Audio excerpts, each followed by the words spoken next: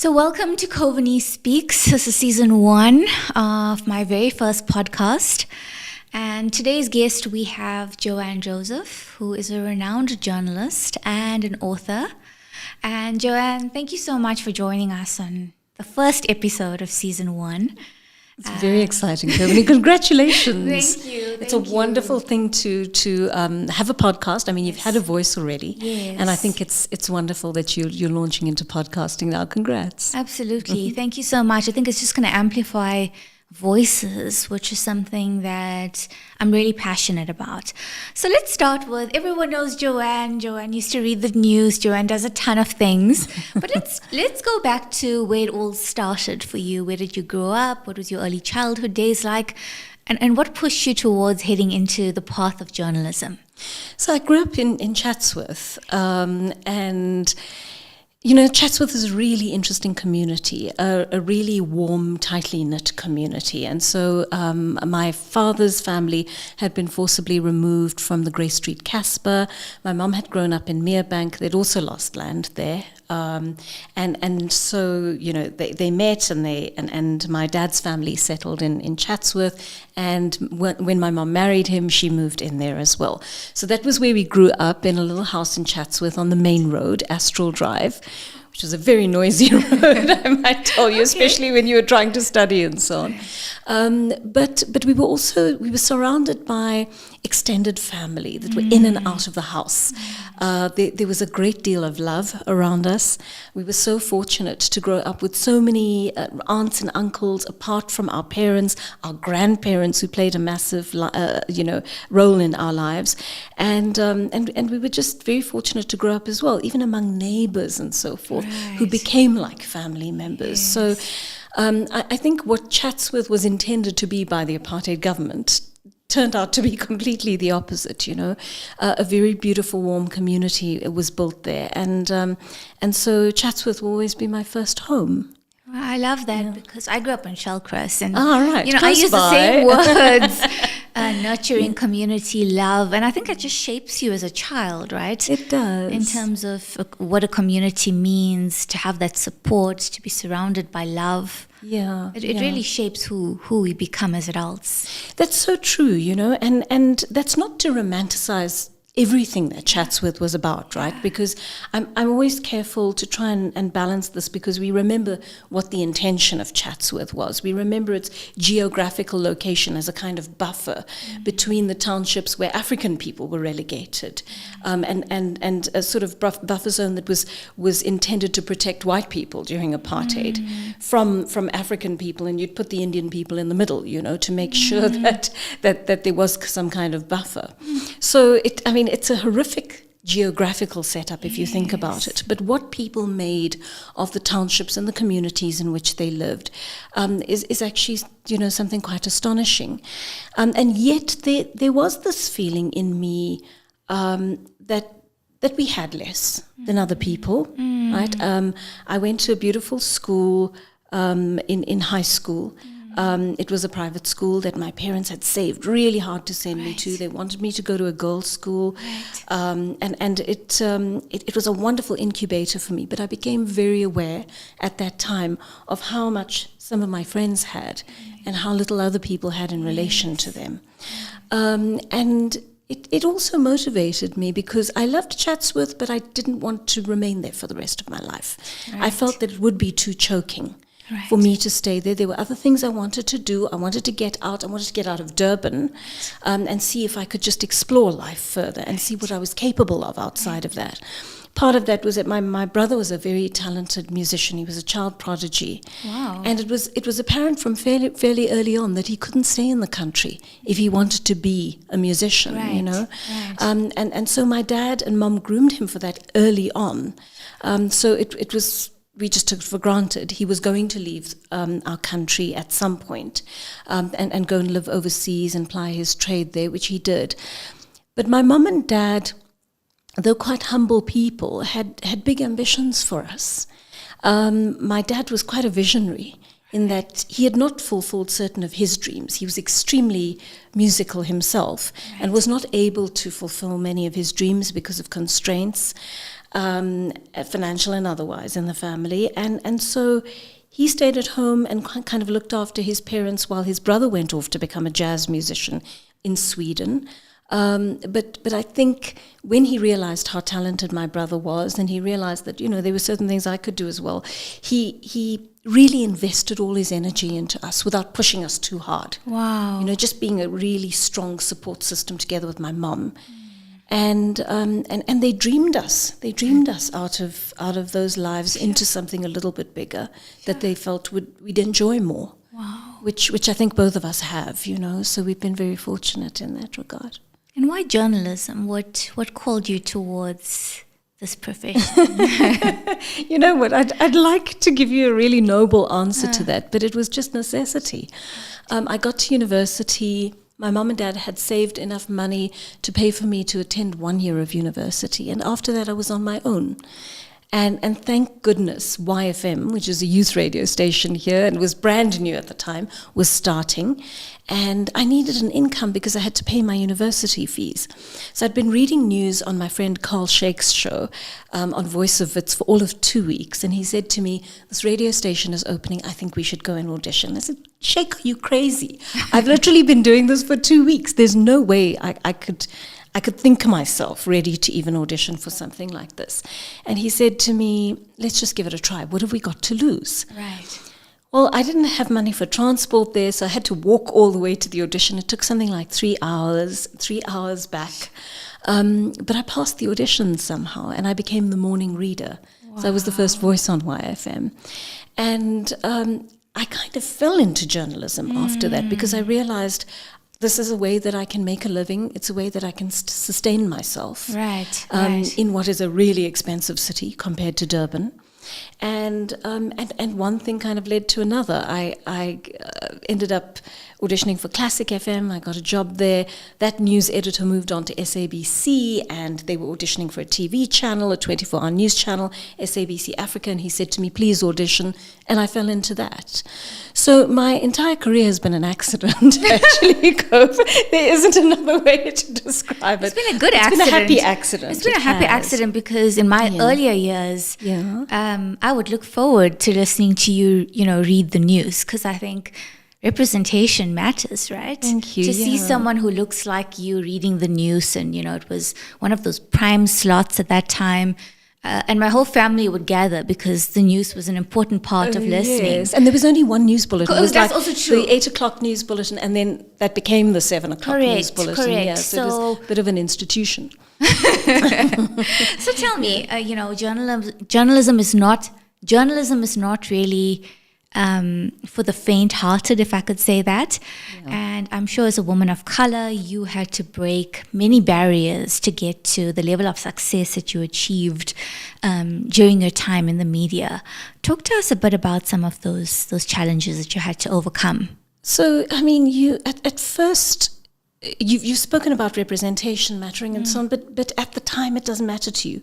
You're just trying to make a living. You're trying to make ends meet, and pay these fees and have enough money to pay your rent and enough money to buy food. Right. And get transport to get to work, So at first, I never even thought of it in that way. It was just a survival mechanism for me. Right. And getting my degree was the focus, although I wouldn't directly use it in my work for the next 25 years or 26 years. But there are lots of glass ceilings that you're not aware of when you're young.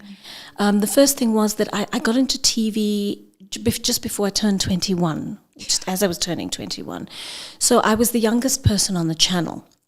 I would arrive there in my little beat-up old Mini, which I had saved for and lived on rice and lentils for 6 months to be able to afford a loan for that car, right? And I would arrive there. I was with very senior anchors like Vuyo Mbuli, Dan Moyane, really established people, know. Right. So at first you're just embarrassed. You're embarrassed by who you are, what you look like, how you read, how little you have in comparison in terms of experience as well as everything else to the very senior anchors. And it helped that they were really kind people, and they realized I was young, and many of them took me under their wing. But for the first few years, you're just finding your feet. You're just trying to stay alive in the game. The competition is really stiff. Right. And you don't know the discipline because you're studying something completely different. I was studying drama and drama and film and English. I mean, it certainly came into use in terms of the performance element of it and presentation. But the others were proper journalists, you know. Dan Moyane was a seasoned guy from 702 who'd been there, before the turn of democracy and then through all of that. So you're intimidated by the people you're around. And the best thing you can do is actually say, well, I'll never ever be able to be on the same level as these people. Perhaps one day I'll reach that goal. For now, let me just embrace what they're prepared to teach me and what I can learn from watching them. Right. And along the way, it's pretty tough as well because there are, that was a time of real deficit for African presenters in the country. And I hate to say there still is in terms of male presenters in particular.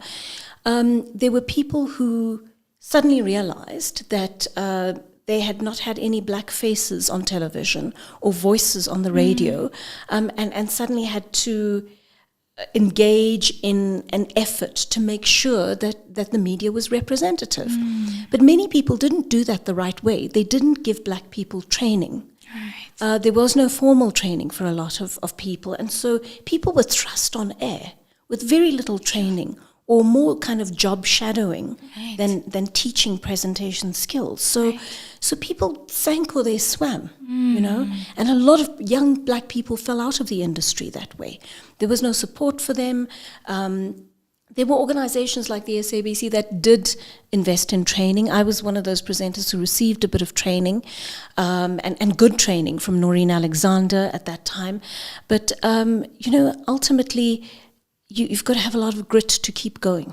There are things that knock you down. Yes. When you're a young person and you've got issues in your life, you haven't been able to pay the rent, or someone in your family in Durban dies, and you've still got to go to work and present that day and look confident and feel confident. It's a job that can knock you down that way.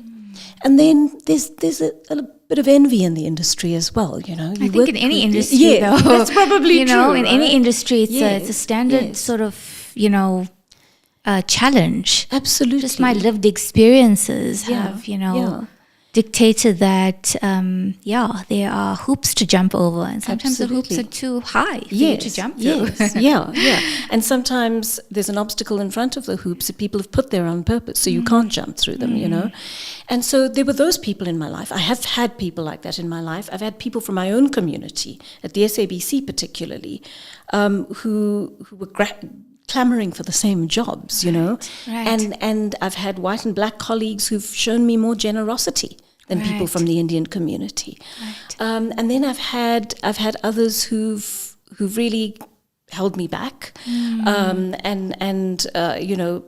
not kind of been interested in promoting me, but had some kind of agenda along the way. And then you come across extremely generous people who see that you are prepared to work hard and have the talent.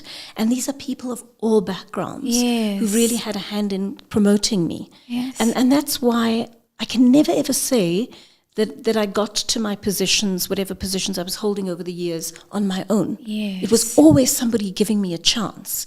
It was always somebody taking me out on a shoot and showing me how it works. It was always someone sitting in an edit suite with me and teaching me how to produce something behind the scenes properly. It was always somebody teaching me how to script for television news and so forth. So you're deeply dependent on the generosity of those people. And if you don't have it, you won't succeed. And that's I think, largely why I have succeeded. Right. It's because some people have created the space for me to do that. And I think that's such a big success factor, irrespective of which industry you're in. You need people who value you, who appreciate you, who support you. I think that's the basis of building your tribe or finding your tribe, as they say. to have those people who, back you no matter what. Exactly. And that's it. Some of them actually have to stake their own reputation on you Correct. and say, I know this woman she's very young, she doesn't really know what she's doing yet, but I believe that in time she will. Please give her a chance, know. Yes. And they vouch for you. And you can't let those people down, and you can't let yourself down.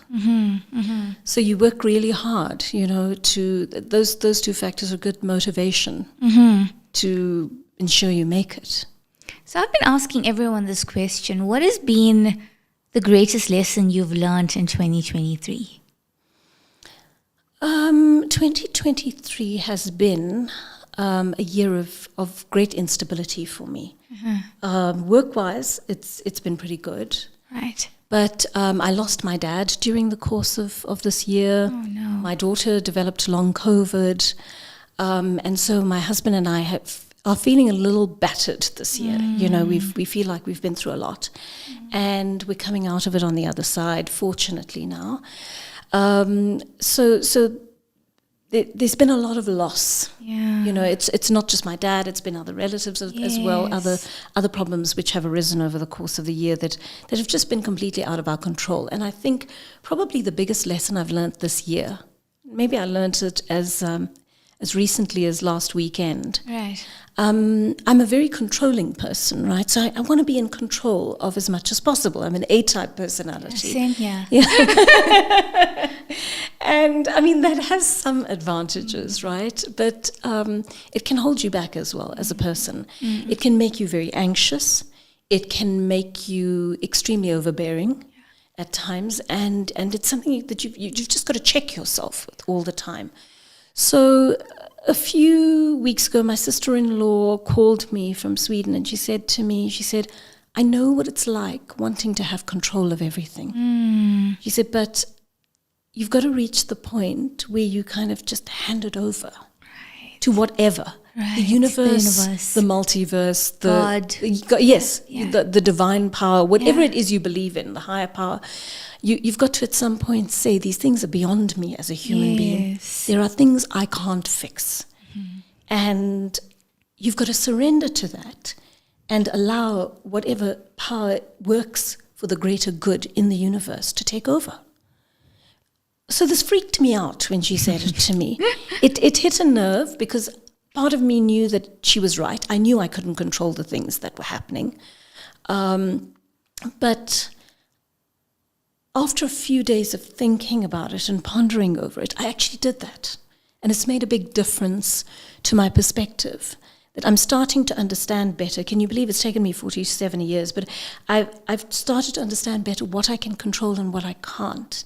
And I'm trying not to obsess so hard over the things I can't control. I love that. I love letting go and surrendering, as they say, right? It's scary, though. It is scary. It's terrifying. Yeah. For an A-type personality, for a driver personality, it is scary. I think the greatest thing I've done this year, it's been one of the bravest years for me. Also taken me 38 years to, I guess, speak up and own my voice on things that, resonate with integrity, resonate with truth, with transparency. I think sometimes we are bound by fear. And the fear stops us from speaking up, and the fear stops us from focusing on doing what's right. You're right. And this year I've owned my voice in a very powerful way. And that's quite hard to do, right? Because I don't think we socialize that way. Even in families where we're encouraged to have a voice, we're still growing up in a societal context in which women's voices are either silenced or ignored. Correct. Right? Correct. To quote Arundhati Roy, I'm paraphrasing, but I mean, that's the essence of what she says. There are no such things as voiceless people, just people who can't be heard because they've been shut up, and people who won't be seen, Correct. whose voices won't be heard. Correct. So that's really hard work, to actually stand up and say, I want to be heard, and I'm not afraid of being disliked for what I say. Thank you. Yeah. That's It took me a hard. while to get there, but I think when you get there, and I think there's elements of maturity, there's elements of lived experiences, and there's also the core value system that you live by. Yes. And I think, both of us growing up in small towns know about, integrity, and we were always told to speak the truth and Yes, yes. never lie, So I think this year I've really used my voice, and I believe that using my voice in the manner that I have is going to drive transformative change, which is something that I'm really, really passionate about. Fantastic. So I think it's really going to, break those barriers, change those narratives, especially for women of color, because I feel like there's this narrative that when you speak up, you're aggressive, you're angry, you're too much. And my lived experience speaks to that. Yeah. I've experienced that. And I think you come to a point where, you've just got to put a stake in the ground and decide what's right and wrong, because that's all there is. There's no in between. Exactly. It's right or wrong. Yeah. And, I do believe that I'm here for greater impact and to impact the lives of others, those that come after me. So, I think I'm scared, but I'm also proud of the fact that I was able to stand up and just talk about what's right and what isn't right. Yeah. That's really important. I mean, that moment when you realize, and I always talk about this because it was quite a formative thing in my life, right. Not just from a work point of view, but when I got called into my program manager's, my former program manager's office at 702, and I mean he's a very seasoned old man in terms of having been there and watched all the greats come through that station. So he was one of the few kind of mature voices left at 702 at that time. And he said to me, people are going to dislike you for any possible reason. Right. They'll dislike you because you wear your sunglasses on your head sometimes, So just be aware that you have to make that stand regardless, and you have to develop a really thick skin when you're standing up for what you believe in. So when you go out there on air, don't even think about being liked. That's not on the table anymore. You just need to speak your truth when you're on air. And you need to be open to accepting other kinds of truth and assessing those and reassessing your beliefs every now and then once you learn something new. So it's also being able to say, I was wrong about that, or this is the way I used to think, and my thinking has evolved because of this new information I've received, But it's always making that stand of this is what I believe in this moment with conviction. And people will hate you for it. There were many people who used to call in and say, there was a guy who called in, I remember my producer giving him the 3rd degree, but he said, I just wish Joanne was sweeter. Oh.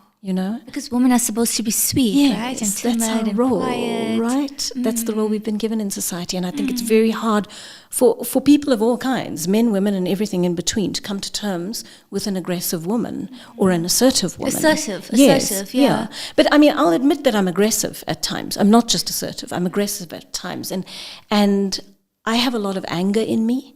It comes from a few different sources, but I have a lot of feminist anger in me. Thank you. And I have a lot of black feminist anger in me. And anger is a very useful device when it's not destructive. When you channel anger in the right way, it can have surprisingly positive results. And we're sometimes afraid to harness that anger. But anger is the thing that drives us, our sense of integrity, our sense of right and wrong, our sense of justice. Correct. Right? So I think it's an important emotion. And I would say to women who are angry, unless it is destroying your life in some way or harming your family or yourself or your friends, the people around you, the people you work with, there is a way of channeling that anger for positive change. I think it's just about strategy that you use to channel that anger. I think so. And the biggest thing I've learned is that by opening my mouth and speaking up, I've sort of had a sense of peace within my soul. And that's been really great for 2023. Even though it's been a very challenging year, can't hide away from that. Yeah. There's a sense of peace with speaking up and being your authentic self. Yeah. Speaking up in what you believe in. Well, I think you carry that for a long time through your life, right? You've had things to say since you were little. and there's an accumulation of that until you get to the point where you sometimes say, actually, I'm sick to death of keeping this to myself. I have stuff to say, and here it is. And I think I've passed the part of wanting to be liked as well. Yeah. I think having the social media presence that I have as well, that I've built over the last 3.5 years, you learn very quickly to kind of not take everything personally. Yes. And every bad or nasty comment doesn't hit you hard anymore. Yeah. And I think as you grow older, you start to know who you are. And that for me has been the kind of pivot in my life to know, what am I minus what society expects me to be? Yes. Minus the stereotypes that you expect from a woman. Who am I? And what is my purpose here on earth? Because I don't believe we just, we've placed here randomly. I don't believe the environments that we find ourselves in is just, random. I really believe that every single challenge that we go through is aligned to our highest good and our purpose. I mean, that's such a positive way of seeing life. I don't know that it is like that, right? And I'm very hesitant to say it is because I'm not sure. I'm not sure what we were put on this earth for. I think while we're here, we might as well make it worthwhile. Correct. And I think love is a big thing, building love within our families, within our communities. Because with love comes a lot of stuff, right? It comes with love comes peace. It comes tolerance. With it comes tolerance. It's really, and it's not sort of the stereotypical kind of being a goody two shoes. It's not about that. Yes. Right? Working for a loving world, and I'm sorry to say a more matriarchal world, is an important thing. I think that half the wars going on in this world and the conflicts and the greed and the selfishness and so on would not be so were it a more matriarchal world. And the matriarchal world is typically a world of love and tolerance, far more so than the patriarchal world which we inhabit. And I think a lot of what's happening in the world right now is just also people refusing to follow the law, refusing to follow rules. Like rules are there for a reason. And I think if everyone just followed what you need to be doing, a lot of what we are struggling with on a societal level at this point will, it won't be as dramatic as it is now. This is true, I was thinking about this the other day, and you've expressed it in one way, but what made me think about it is that I've just been interacting with a lot of people recently who are really disgusted at our lack of ethics and etiquette and kindness as a society. Yes. My husband and I were having breakfast in a restaurant the other day, and a lady, just as she was walking past him, caught her foot in a drain that wasn't properly installed. Right. And she fell over. She fell really hard and she hurt herself badly.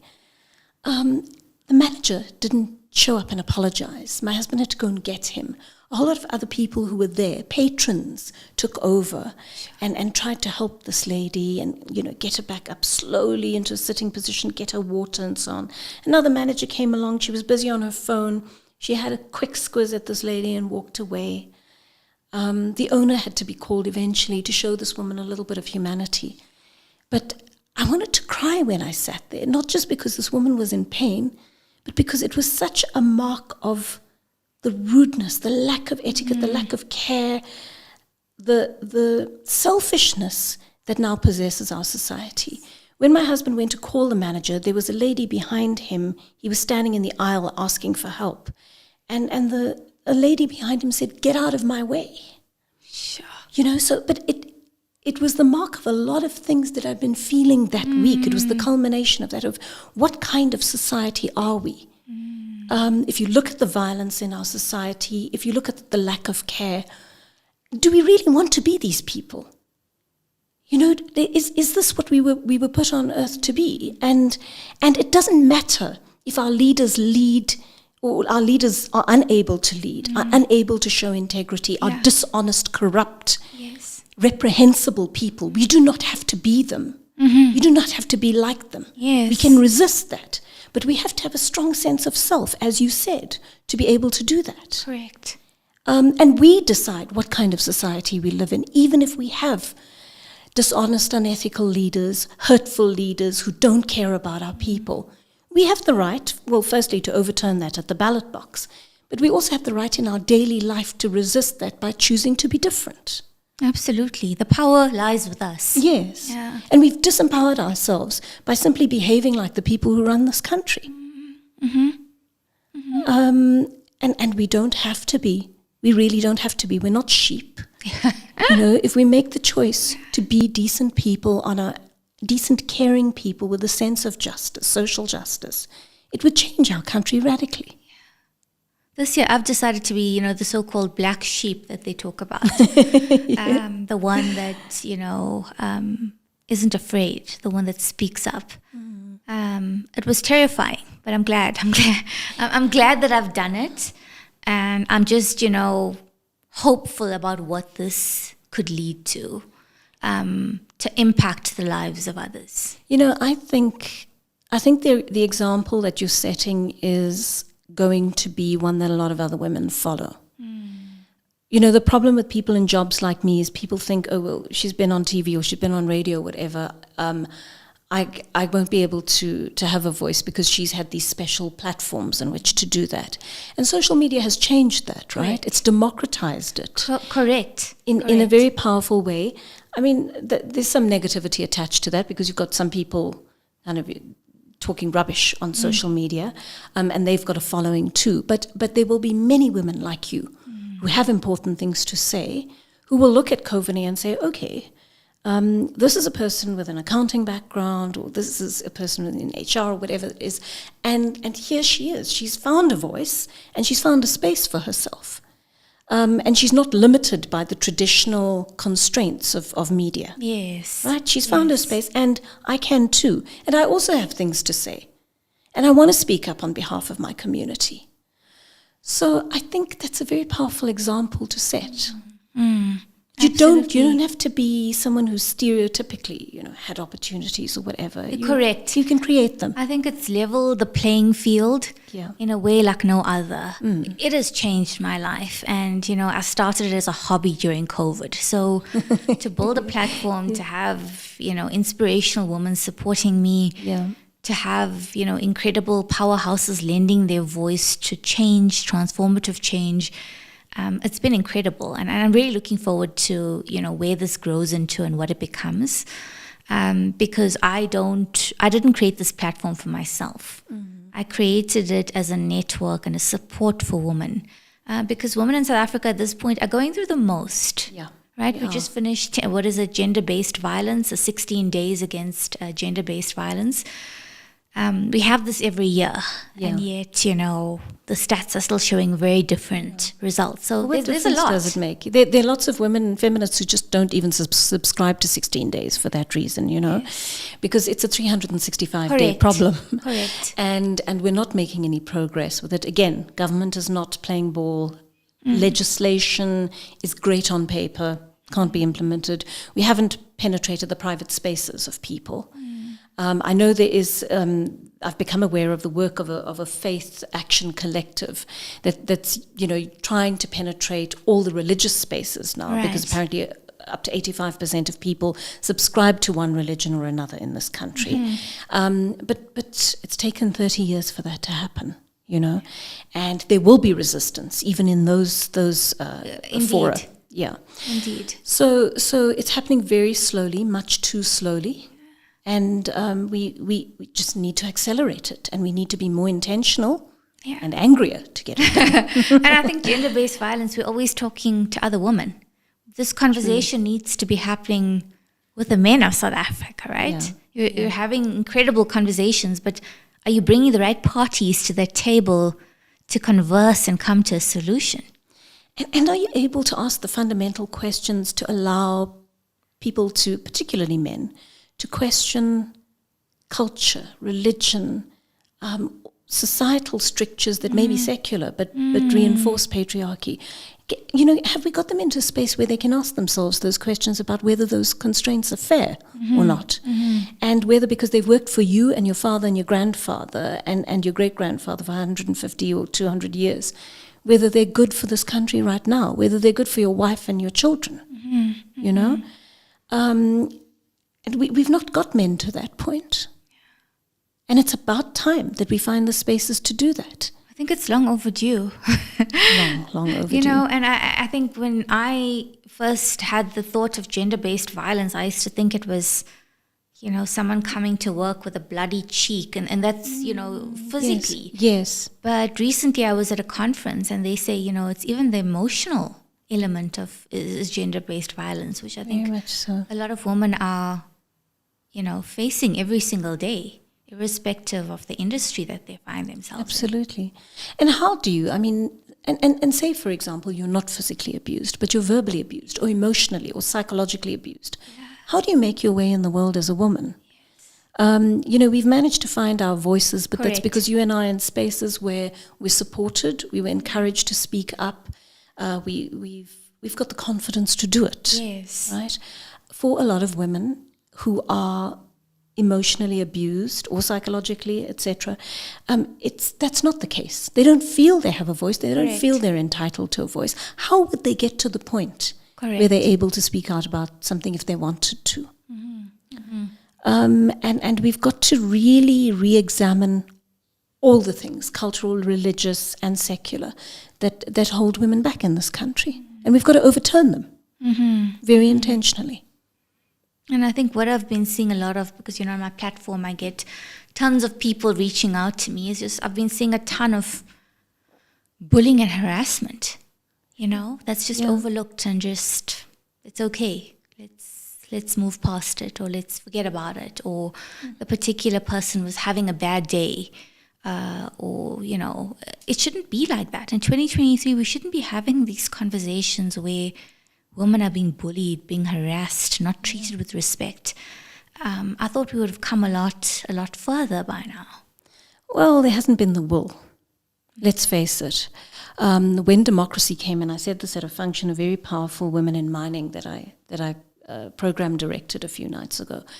When democracy came, we spoke about the black majority taking power, which made perfect sense and was long overdue in this country. Yes. But women are also the majority in this country. And we didn't get the same. We didn't get the same input. We didn't get the same support as the majority of this country to rule in our own way, whether it be in our private spaces or public spaces. So, you know, you can implement BEE and things like that all you want, but you've got to look at the makeup of your society as well. And you've got to say, it's not just black people in general, it's black women in particular. Yes. They're the ones who were most deeply affected by Yes. apartheid and colonization. Why won't you give those women the first say and the first right to what they deserve after all this time? Black women are still having to fight their way through in homes, in all sorts of places, in churches, in the workplace, you know? So, I mean... Prove themselves. I Yes. think that's sometimes the most exhausting. It's exhausting. Having to prove yourself constantly. It's It's exhausting. like every day you start with a clean slate. Yeah. Yeah. And, I mean, the ceremony I was talking about the other day that I emceed was actually an awards ceremony for companies that had made a genuine commitment to gender transformation. Wow. And the reason that this organization, IWIFSA, decided to, and WDB, the sponsors, decided to highlight this is because there's a lot of window dressing. A lot of what's happening is insincere in terms of women's empowerment in the workplace. So they actually looked at it. They went into the research very deep, and they looked at it statistically, and they looked at it culturally within these organizations. And they came up with a few good names of organizations that had really committed themselves to women's transformation. I mean, there was one winner who was, that was a women's construction company, owned entirely by women, run entirely by women, 80% of women on the board, you know, and they are firing on all cylinders. They're living their values. Yes, it was amazing. But it can be done. The women are there. Yes. And all we have to do is search them out and put them in the right spaces. Absolutely. Joanne, as we wrap up, you are a recent author, and your book, Children of Sugarcane, has been making waves. Thank you. Tell us a little bit as we close off the show. So Children of Sugarcane is a historical fiction novel, but it's based on a lot of research that I did about the arrival of the Indian indentured laborers between 1860 and 1911.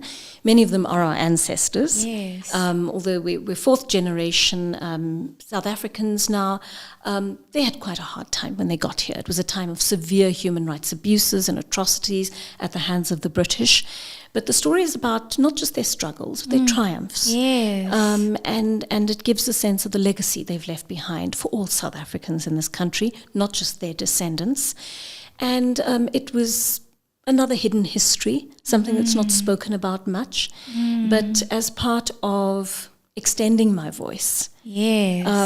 this book was really important in uncovering this history in my own family, my mother's side of the family, and retelling it through the character of Shanti, and saying to people, there's value in knowing our history, in building our identity, and giving us a stronger sense of self as South Africans, which we don't always have. Absolutely. So Absolutely. I was playing around with the idea of a shared and collective history, and I hope that we can all start looking back into each other's histories as well and start embracing them. That's beautiful. Joanne, the last question is really, what is the piece of advice that you'd like to leave our community with, something that they can hold on to during, the challenging times or just when they're not feeling great? What is something that you could share? I realized that life comes in cycles, comes at you in cycles, and there'll be great years, there'll be not so good years, there'll be bad years, and I'm finding that there's something we haven't instilled in our young people. There's a certain grit and resilience that came from the struggles of our ancestors that was sewn into us, that isn't there anymore, because as we have become more privileged, we've lost touch with our humanity, we've lost touch with generosity for people who have less than ours, than we do. And we've also lost a sense of resilience. We haven't passed that on to our children. And I'm finding young children are really struggling today in terms of in terms of social media, bullying, all the things that come with living in the information age, but also being a privileged young person. And because some of us are socially upwardly mobile, we haven't given attention to the psychology of children who grow up within that contradiction. Right. And so my advice would be, if we are raising children during this time, to please expose them to what is age appropriate, but also to the reality of what is around us, right? Our children cannot be living in a bubble because they've been exposed to a bit of affluence. They need to know that this is a country in which people are still struggling. People are still going without food. People have nowhere to live. People do not have access to education or good, decent work. And we need to build, not just for ourselves, but for those individuals as well, and create opportunities for as many people as possible. So as we become more socially upwardly mobile, I think we need to just keep reminding ourselves to keep thinking of the people who don't have it and who really need a leg up. Right. Joanne Joseph, it has been an honor. Thank you so much for lending your voice to this podcast. And I hope this, won't be the last time. Thank you so much for having me, Cove. It's been lovely talking to you. Thank you. Likewise.